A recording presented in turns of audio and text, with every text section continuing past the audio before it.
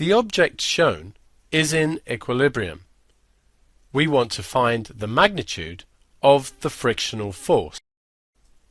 We can see on the diagram a 10 Newton force acting at 30 degrees to the horizontal. We can resolve this force into 10 cos 30 degrees to the right and 10 sin 30 degrees vertically upwards. Other forces acting on this object are the frictional force, which must oppose the force pulling to the right,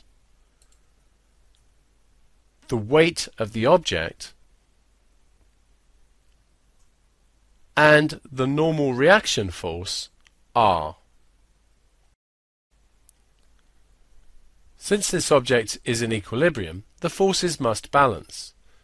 Here we're not particularly interested in the vertical forces, but nevertheless let's write down the forces as they equate. Upwards we have R and 10 sin 30, and these must counteract the weight which acts downwards.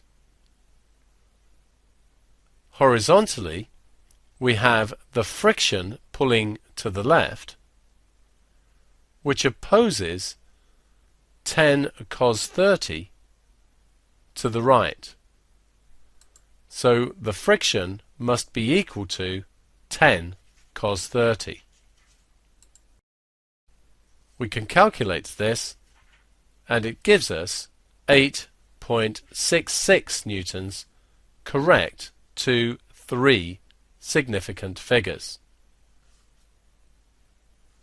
So the frictional force here is 8.66 newtons, which opposes the 10 cos 30 pulling to the right, keeping our object in equilibrium.